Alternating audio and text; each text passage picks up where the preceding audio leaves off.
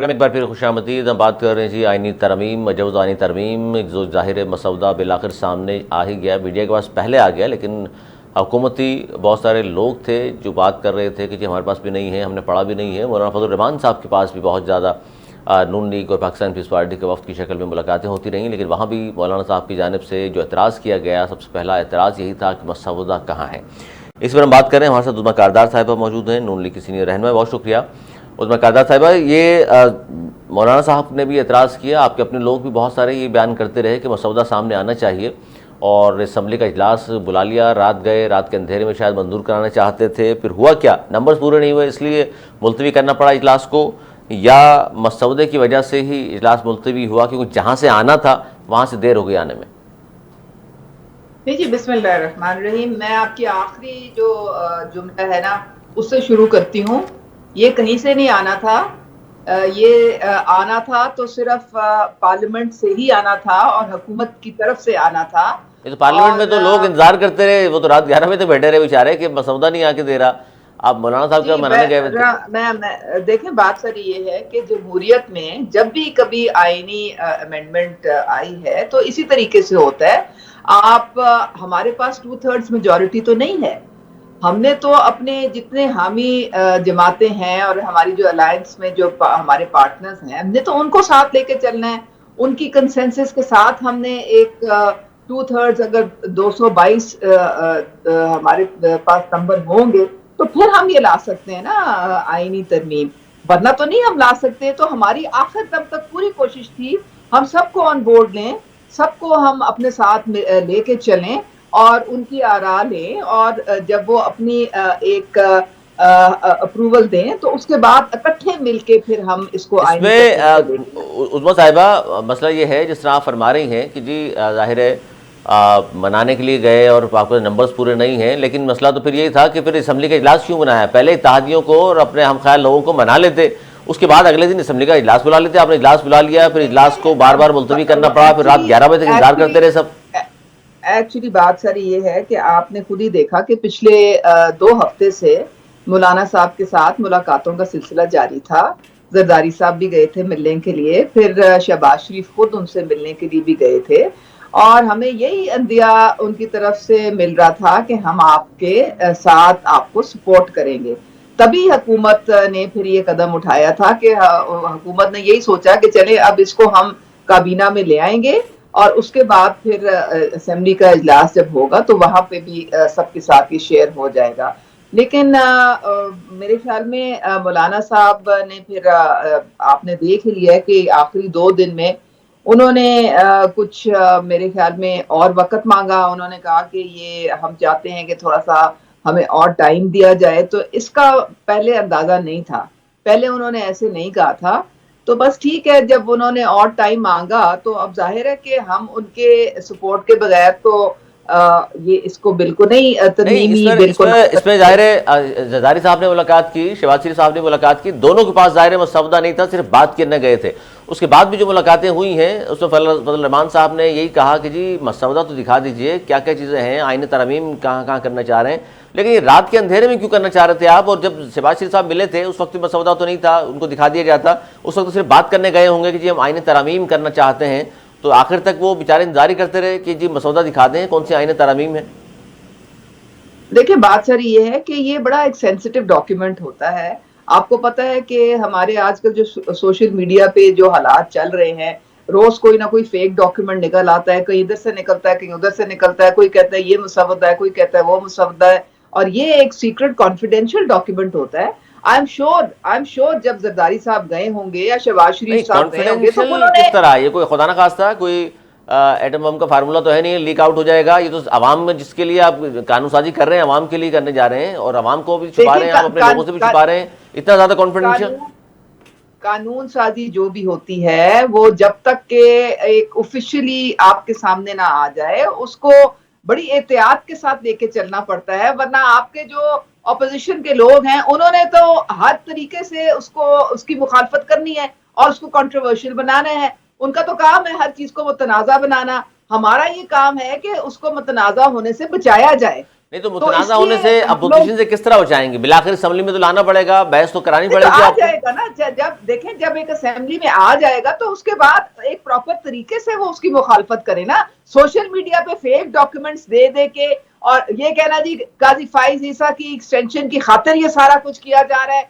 कितने अफसोस की बात है। पूरे 10 अच्छा, दिन से अफसोस की बात ये ये भी बैठे है और कि अफसोस की बात ये भी है कि निसार चीमा साहब, आप जानती हैं, नून लीग के सीनियर रहनुमा हैं, साबिक मिनिस्टर भी रहे, वो कल हमारे प्रोग्राम में फरमा रहे थे कि जी बड़ी शर्म की बात है हमारी पार्टी के लिए कि हम जस्टिस मंसूर अली शाह का रास्ता रोकने के लिए ये तरमीम लेकर आ रहे हैं। उन्होंने एतराफ़ किया इस बात का। अगर उन्होंने आपको ये कहा है तो फिर उन्होंने पार्टी लाइंस के खिलाफ बात की है।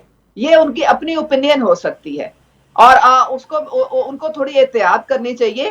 पहले जाके तो वो इजाजत लें कि जी मैं कौन सी बात किस जगह बैठ के कर सकता हूँ। ऐसी कोई बात नहीं है। काजी फाइज ईसा ने तो पहले ही इनकार कर दिया है। उन्होंने जब इनकार कर दिया है, जब मुद्दत नहीं, उन्होंने मुलाजमत अगर इनकार बढ़ेगी तो एक्सटेंशन सबकी लेने से बढ़ेगी। किया है।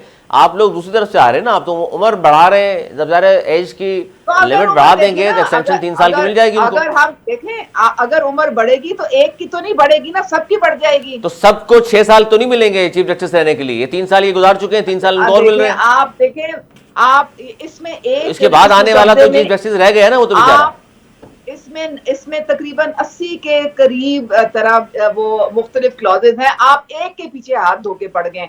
ये आप क्यों नहीं बात करते कि 60,000 केसेस हैं सुप्रीम कोर्ट में जो इल्तवा का हर वक्त शिकार रहते तो हैं। आप लोग नहीं चाहते, 20 उस्मा साल से कारदार साहिबा, आप लोग नहीं 20 चाहते कि साल जो से मोस्ट एक बार सीनियर वोटिंग जो कर है रहे हैं उसको चीफ जस्टिस जी। बनाया जाए?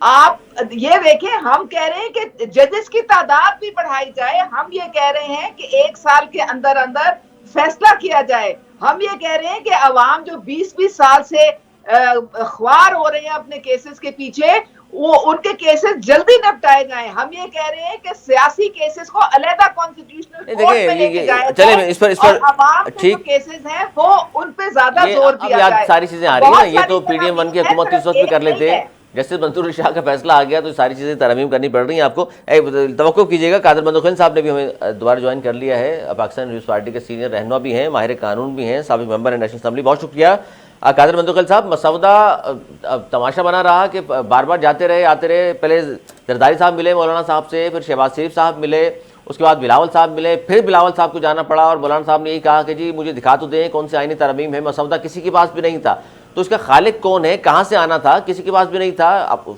पार्टी के हुकूमती पार्टी के लोग भी पूछ रहे थे एक दूसरे से कि जनाब वो पता तो चले क्या आईनी तरमीम करनी है।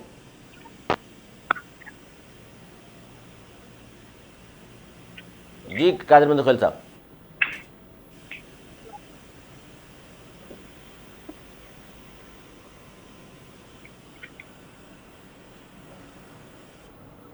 कादर बंदोखैन साहब,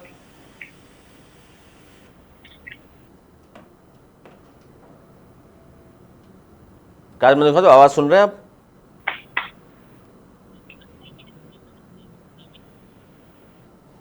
अच्छा, उस्मा कारदार साहब आवाज़ का कुछ मसला है कादर बंदोखैन साहब की। अच्छा, ये जो बार बार मौलाना साहब के पास आना जाना लगा रहा, उसमें बिलावल भुट्टो ज़रदारी साहब को भी ज़ाहिर है आप ही लोगों ने कायल किया होगा, उनके पास भेजा और इस्लामाबाद में इंतजार करते रहे। नवाज शरीफ साहब जो सदर भी हैं नून लीग के, वो नहीं गए मौलाना साहब को मनाने के लिए, हालांकि मौलाना साहब बहुत गहरी दोस्ती है उनकी, बहुत पुरानी। देखिए, उनकी कोई खास जरूरत नहीं थी जाने की। जब आपको पता है कि शहबाज शरीफ साहब खुद चल के गए उनके पास, उसके बाद फिर हमारे इंटीरियर मिनिस्टर गए, फिर हमारे लॉ मिनिस्टर गए, तो नहीं ऐसी कोई माने ना बात फिर नहीं भी थी वो, कि तो आखिरी में ऐसी मियाँ कोई साहब ही रह बात जाते नहीं थी थे। कि नवाज शरीफ साहब का को जाना वहां पे कोई जरूरी नहीं था कि वो भी जाते। और बिलावल साहब और जरदारी साहब जाहिर है वो भी हमारे साथ खड़े हैं। ये जितनी भी जो आईनी तरमीम है, जाहिर है वो ऑन बोर्ड हैं, तो वो हमें सपोर्ट कर रहे हैं ना। आप ये भी अगर आप देखें, आप सपोर्ट ये किस तरह बात कर करते रहे हैं, हैं? वो तो मुझे आए नहीं असम्बली वोट देने के लिए, मना कर दिया था उन्होंने, तो बाद में जाके इत्तेफाक हुआ भी है तो आपको तो असम्बली इजलास मुलतवी इसलिए करना पड़ा कि मौलाना साहब नहीं आ रहे असम्बली। नहीं, मौलाना साहब की नहीं, मैं बिलावल साहब की बात कर रही हूँ और मैं जरदारी साहब की बात कर रही हूँ। आप उनका पूछ रहे हैं ना। कादर बंदोखैल आप साहब सुन रहे हैं आप भी? आप उनका पूछ रहे हैं ना मुझसे, किसका पूछ रहे हैं आप मुझसे? जी नहीं, मैं नवाज शरीफ साहब की बात कर रहा था। मैंने कहा जाहिर है पार्टी के सदर भी हैं, 3 बार के वज़ीर आज़म हैं। नहीं, वो तो नवाज देखे जब प्राइम मिनिस्टर खुद चल के आ गए तो मतलब फिर और क्या बात अच्छा, मतलब ये कह रही हैं आप कि प्राइम मिनिस्टर आ गए तो नवाज शरीफ साहब की फिर जरूरत नहीं है। हालांकि नवाज शरीफ साहब 3 बार के वज़ीर आज़म भी हैं और ज्यादा गहरे सबको पता चल गया था कि मौलाना साहब का इस वक्त मूड नहीं है और वो इसको कह रहे हैं कि जी मुझे और वक्त चाहिए। तो जब उन्होंने आपको क्या लगता है वैसे, आपको क्या लगता है मौलाना साहब की कोई फरमाइशें थी जो पूरी नहीं कर रहे थे आप लोग? जो भी था बहरहाल उनकी सवाबदीद है, लेकिन फिर हमने तो ऐसे हुकूमत जो क्या थी फिर वो मुश्किल फरमाइश क्या थी जो पूरी नहीं कर सक रहे आप लोग? मुझे नहीं मालूम, ये हमें नहीं अभी मालूम कि क्या थी वो। आपकी पार्टी के लोग जाते रहे हैं, बताया तो होगा उन्होंने। एतमाद में तो आप अपने लोगों को भी एतमाद में नहीं लिया उन्होंने। नहीं देखिए, मैं तो पंजाब में बैठी हुई ना, मैं कोई सेंटर में तो नहीं बैठी हुई हूँ। वहां पे जाहिर है वो इनर सर्कल में बात तो हो ही होगी, लेकिन अब जो भी है अब उन्होंने 10 दिन और मांगे, वो उसको मुतालिया करें। और उसके बिलावल साहब भी उनके पास गए हैं कि जी हम आपकी जो तजावीज़ हैं उनको भी शामिल करेंगे, आप हमें बताएं कि किन चीज़ों पे आपको इख्तलाफ है, हम वो भी ज़ेरे गौर लेके आएंगे। तो इसी तरह से कुछ लेके कुछ दे के तो तभी एक आप एक कंसेंसस पे पहुंचते हैं ना। आईनी तरमीम ज़रूरी क्यों है? मतलब इस वक्त महंगाई, गुर्बत, बेरोजगारी अहम मसला नहीं है, आईनी तरमीम अहम मसाइल हैं। पता नहीं आप लोगों को क्या प्रॉब्लम है। आपका 10 रुपए पेट्रोल अभी कल कम हुआ है, आप उसकी बात करें। वो किसके लिए हुआ है? मेरे और आपके लिए ही हुआ है ना। आपकी जो महंगाई है वो 38% से सिंगल डिजिट में आ गई है। तो आप बता रही उसके हैं, मुतालिक तो आप बात कर नहीं रहे हैं, वो 9.5% पे आ यही तो गई है। हम सवाल कर रहे हैं आपसे कि असल जो मसाइल है उसमें बात कर लें। आईनी तरमीम क्यों है नहीं तो जिसके लिए इतना भाग दौड़ करना पड़ रही है? आपके मैं सामने बात कर रही हूँ तो आप कह रहे हैं जी मसाइल। तो ये मसाइल नहीं तो और क्या थे जो कि एड्रेस किए हुकूमत ने, मतलब तभी ये ठीक है, मैं 9.5 समझ पे गया। आई है ना। मतलब ये कह रही हैं आपको आप ये कह रही हैं कि जी मसाइल सारे खत्म हो गए इसलिए अब आईनी तरमीम ही रह गई, उसी पे हम काम कर रहे हैं। नहीं देखें, ये आप बच्चों वाली बातें ना करें। आईनी तरमीम तो आप भी बड़ा वाला काम करें ना, आवाम को रिलीफ दें। पार्लियामेंट का काम क्या है? पार्लियामेंट का काम कानून साजी होता है, और कानून साजी वो कभी भी किसी भी चीज को, इशू को, आपका जो पूरा आईन बना हुआ है वो कानून किसने बनाया? वो पार्लियामेंट ने बनाया है, और उसी में हर चीज के खदोखाल हैं, उसी में आपके बुनियादी हकूक, उसी में आपका ढांचा हुकूमत का, उसी में आपकी गवर्नेंस, किसने इदारे ने क्या करना है, हर चीज उसमें डिफाइंड है। अगर उसमें किसी चीज के ऊपर नीचे आपने कोई अमेंडमेंट लानी है तो कोई तो उसकी वजह होगी, तो हुकूमत मिलके उसको लाने की कोशिश कर रही है ना। अच्छा, तो आप पार्लियामेंट का सवाबदीद आपके पास नहीं आ सकता, वो उनके पास है। कानून साजी वो जब चाहे, जिस वक्त चाहे वो कर सकते हैं। अब मंसूर अली शाह साहब तो कोई आपको वो नहीं है, कोई तहफ़्फ़ुज़ात तो नहीं है किस चीज के? जैसे मंसूर अली शाह साहब से जिस तरह रास्ता रोका जा रहा है? बिल्कुल है। मैं तो आपसे बल्कि सवाल पूछती अच्छा, तहफ़्फ़ुज़ात हैं, क्या तहफ़्फ़ुज़ात हैं? क्या लगता है आपको कि क्या होगा उनके बाद अगर वो चीफ जस्टिस बन गए तो? मेरी एक गुजारिश सुने। मैं तो सिर्फ जस्टिस मंसूर अली शाह से एक सवाल पूछना चाह रही हूँ कि आपका जो वजाहती बयान आया था वो आपने क्या सोच के एन आईनी तरमीम से उसी दिन आपने उसको भेजा? 2 महीने 12 जुलाई से आपको ये फैसला आया हुआ है, आपने गवारा नहीं किया या आपने बॉदर नहीं किया कि आप तफसीली फैसला दे दें, चुप करके आप सब बैठे रहे। अब वजाहती बयान तब दिया जबकि आपको पता है कि ये आईनी जो है तरमीम आ रही है। तो मेरे तो ख्याल में इससे बड़ा ज्यादा सियासी कदम मैंने तो सुप्रीम कोर्ट में से निकलता हुआ नहीं देखा। अच्छा, यानी आप कह रही हैं कि जस्टिस मंसूर अली शाह जो है वो सियासी जज हैं, इसलिए एतराज है आपको? टोटल सियासी था, और ये पूरा हमला था एक पार्लियामेंट के ऊपर, क्योंकि जो कानून साजी है वो सुप्रीम कोर्ट की सवाबदीद नहीं है। सुप्रीम कोर्ट सिर्फ तशरीह कर सकती है। जितना आज हमारे पाकिस्तान में कॉन्स्टिट्यूशनल क्राइसिस है, ये इसलिए है जब पंजाब में सुप्रीम कोर्ट ने कानून की तशरीह करने की बजाय रीराइट किया था, और उन्होंने कहा था कि ना इनका वोट काउंट होगा और ये डी सीट भी होंगे। आपका 63 ए कहता है अगर आपने किसी और के लिए वोट डाला है, वोट आपका काउंट होगा, उसके बाद तरमीम करनी पड़ेगी ना आपको। तो इसका मतलब है आप ये 63 ए में तरमीम करके हाउस ट्रेडिंग का रास्ता दोबारा खोलना चाह रहे हैं? हॉर्स ट्रेडिंग की बात नहीं है।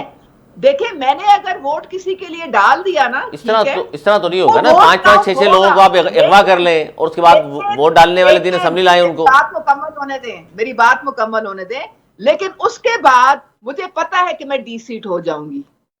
अगर मैंने ये जानते हुए, मेरा ज़मीर कहता है कि अब मैं उसके साथ नहीं खड़ी हो सकती जिसने मुझे सीट दी है, तो मैं दूसरे को वोट दूंगी। वोट वो क्यों वोट डल देंगी? आप जाएगा। सीट छोड़ दें। जमीर आपका गवारा नहीं कर रहा, जिसके नाम पे वोट लेकर के आए हैं, सीट नहीं छोड़ तो दें। फिर उसके नहीं तो उसके बाद मैं डी सीट हो गई ना, मैं तो हो गई थी डी सीट उसके बाद। दूसरों का जो दूसरों के लिए तो फायदा कर दिया आपने, मुखालिफ लोगों के नहीं लिए। नहीं, वो ये देखिए, आप कुछ नहीं कह सकते इस पे। आपका आईन जो है, जो कहता है आपने वो फॉलो तो करना आइन है। में तरमीम भी तो कर रहे हैं आप आपकी लोग। सवाबदीद नहीं है, आपकी सवाबदीद नहीं है। आप पार्लियामेंट में नहीं बैठे हुए, आप कानून साज नहीं है। जो कानून साज हैं, जो कॉन्स्टिट्यूशन कहती है, अच्छा, आपने उसको सुप्रीम फॉलो। कोर्ट के फैसले आ जाए, 12 जुलाई का फैसला आ गया, फैसला आने के बाद तरमीम कर रहे हैं आप लोग, यानी कि मान तो फैसले आप नहीं रहे सुप्रीम कोर्ट के, अब सुप्रीम कोर्ट के कौन फैसले से नहीं माने जाएंगे तो मुल्क कैसे चलेगा?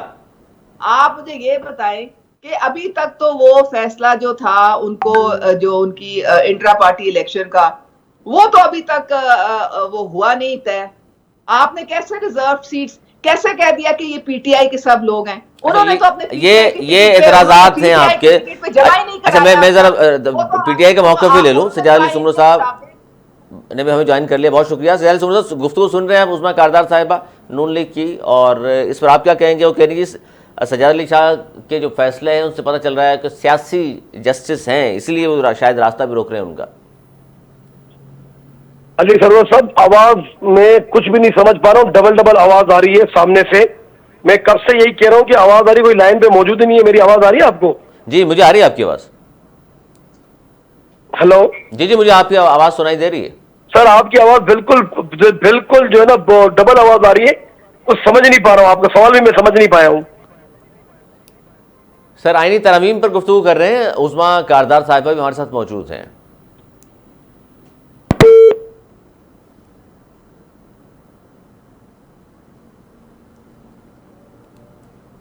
जी, ये टेक्निकल माशाल्लाह काफ़ी सारे प्रॉब्लम्स हैं जिसकी वजह से हो रहा है सब कुछ। ये उस्मा कारदार साहिबा, अब ये जो हम बात कर रहे हैं आईनी तरमीम के हवाले से, और ख़ास तौर पर अब राना सनाउल्लाह साहब का बयान मेरे सामने है, जिसमें उन्होंने कहा कि तहरीक इंसाफ से मजवज़ा आईनी तरमीम पर गैर रस्मी बात हुई है।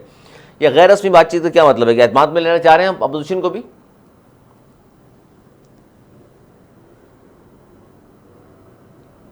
उस्मा कारदार साहिबा,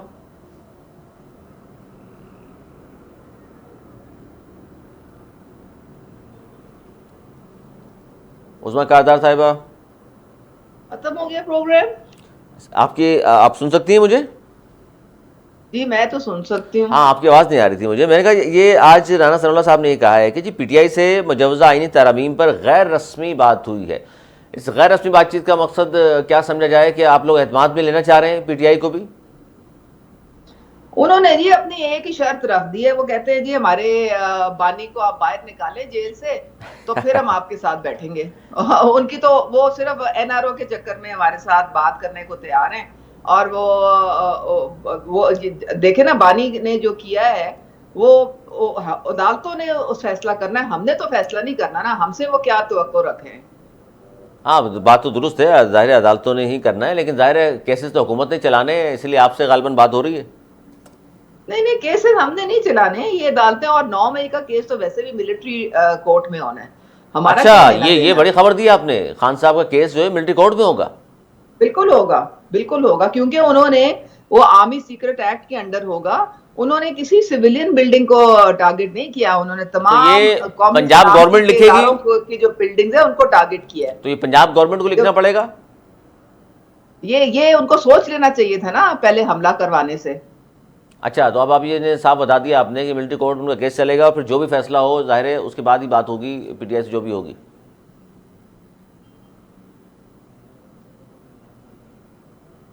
जितना नुकसान उन्होंने पहुंचाया पाकिस्तान को, मेरे ख्याल में पाकिस्तान की हिस्ट्री में किसी ने नहीं पहुंचाया। 9 मई पर कोई दो राय नहीं है। 9 मई में जो कुछ हुआ उस पर जाहिर है जो जो लोग उसमें हैं, जो मास्टरमाइंड हैं, सबको सजाएं मिलनी चाहिए। लेकिन वो ये कहते हैं जी ये चलें जी, 9 मई तो है, लेकिन ये पार्लियामेंट पर जो हमला हुआ उसका मास्टरमाइंड कौन है, किसने हमला कराया, उसका पता चल गया होगा आपको? आपकी तो हुकूमत है।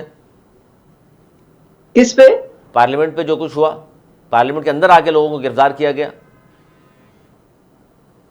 नहीं तो ये मेरी बात सुने, ये तो इन्होंने जो पीटीआई वालों ने क्या किया था, इन्होंने जाके जो लॉजेस में इन्होंने जाके पुलिस भेज के सारे एमएनएस को नहीं पकड़ा था अपने टाइम में, अच्छा, ये भूल गए? तो लॉजेस और पार्लियामेंट का तकद्दुस अलग है ना। नहीं तो वो फिर यार सादिक साहब ने उसका बिल्कुल नोटिस लिया है, उन्होंने सबके लिए, उन्होंने इसकी मजम्मत भी की है, उन्होंने सबके लिए प्रोडक्शन ऑर्डर्स भी निकाले हैं और सब जेल भी करार दिया है। वो तो बहुत नाराज हुए हैं इस बात पे। उसके लिए तो बड़ा आसान हल था, कानून मौजूद है, 6 महीने की सज़ा, 10 लाख जुर्माना भी होता है अगर इस तरह कुछ हुआ हो, लेकिन उसको इम्प्लीमेंट नहीं किया उन्होंने। पार्लियामेंट का अपना बनाया हुआ देखिए कानून मौजूद है। किस चीज का? अगर इस तरह कुछ पार्लियामेंट के अंदर से कुछ गिरफ्तार किया जाए, पार्लियामेंट की अगर तौहीन हो, तो उसके लिए कानून मौजूद है। ठीक है, फिर कानून हरकत में खुद आएगा। अच्छा, वैसे किसे कहने पे ये हुआ? मुझे नहीं मालूम। हुकूमत को नहीं मालूम? नहीं नहीं, मुझे क्या मालूम जी, मुझे किस मालूम हो सकता है? मतलब हुकूमत से भी बाला ही बाला कुछ चीज़ें हो रही हैं।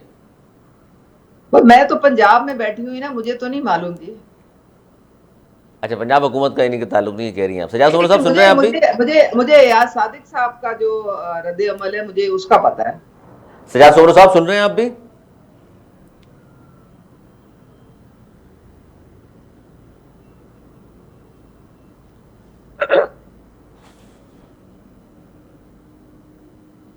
आवाज आ रही है? बोले वही आवाज आ रही, बोले। जी सर, आप सवाल सुन लिया आपने कि बात हेलो। जो हो रही है आईनी तरमीम के हवाले से, कि कल राना सनाउल्लाह साहब ने भी वह इस आईनी तरमीम पर गैर रस्मी गुफ्तगू की है पीटीआई से। हेलो, आवाज आप, मेरी आवाज आ रही है आपको? हेलो जी, आपकी आवाज़ आ रही है। मेरा सवाल सुन लिया सर आपने? जी, आपकी आवाज स्लो आ रही है। मैं थोड़ा सा समझाऊं आखिर में। राना सनाउल्लाह की आपने बात की, बात में सबसे पहले तो आपको सबको जो है आज जश्न।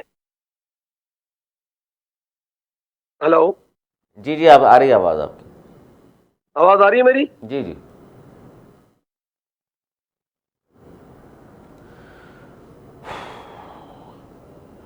हेलो,